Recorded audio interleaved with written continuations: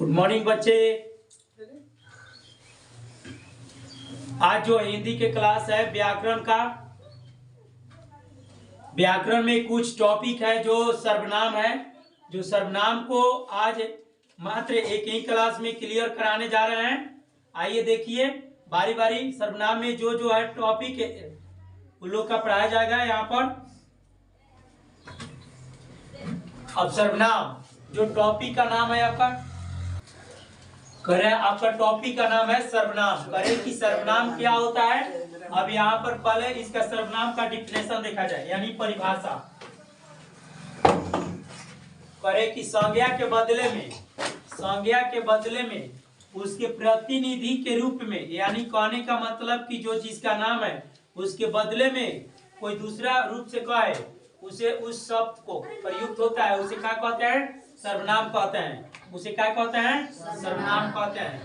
कह रहे हैं कि इसका जैसे में आप देखा जाए, राम परीक्षा में नहीं बैठ सका, वह बीमार था। कोई पूछेगा कि राम परीक्षा में नहीं बैठ सका, क्यों भाई? तो वह बीमार था। यानी कहने का मतलब कि जब राम कह दिया तो राम के बदले में वह आया, तो वह क्या हुआ? आपका सर्वनाम हुआ। यानी कह रहे हैं कि राम तो तुम्हारा संज्ञा होगा, लेकिन कह रहे कि राम के बदले में जो वह आता है वह क्या हुआ? आपका सर्वनाम हुआ।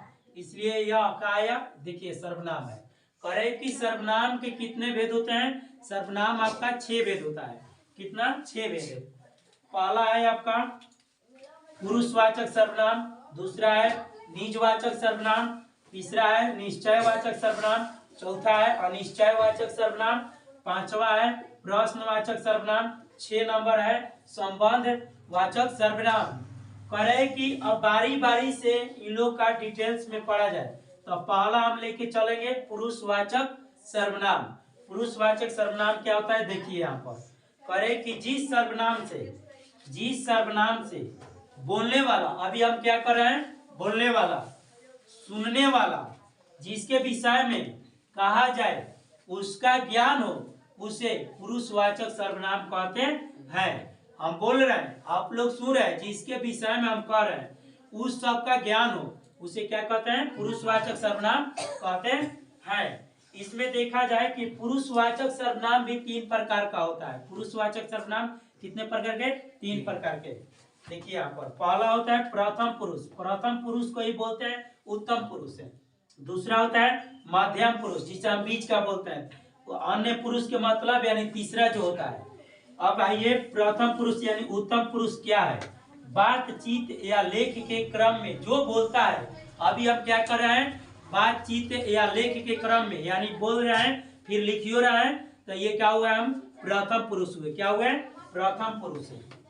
यानी यहाँ पर जो लिखता है उसे क्या कहते हैं? प्रथम पुरुष कहते हैं। जैसे में देखिए मैं, हम लोग, ये सब जब भी अगर एग्जाम्पल में मिल जाएगा, मैं चाहे हम लोग, ये सब जब भी एग्जाम्पल मिल जाएगा, आप दे देगा आपका क्वेश्चन कि हम लोग बाजार जा रहे हैं, हम इनमें से कौन सा सर्वनाम है? तो प्रथम पुरुष मारेंगे। क्या मारेंगे?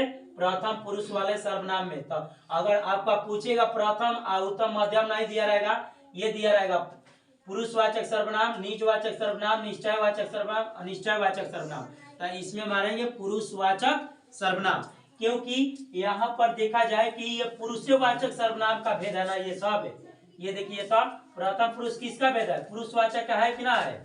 तो ये पुरुषवाचक सर्वनाम का है। फिर आइए इसके बाद से देखें मध्यम पुरुष का है। मध्यम पुरुष है यानी जिसे संबोधित कर कहा जाए या लिखा जाता है, यानी जिसे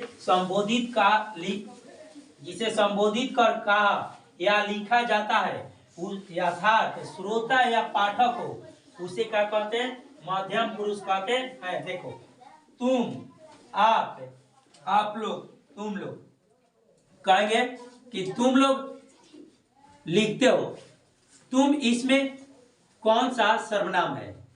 यानी सीधे पूछ देगा कि उत्तम पुरुष है कि मध्यम पुरुष की अन्य पुरुष की, इनमें से कोई नहीं, तो क्या मारेंगे? यहाँ पर मध्यम पुरुष हम आंसर लगाएंगे। फिर कह रहा है कि अगला आपका तीसरा नंबर है अन्य पुरुष के मतलब यानी 3 नंबर पर जो आता है, जिसके बारे में कुछ कहा जाए या लिखा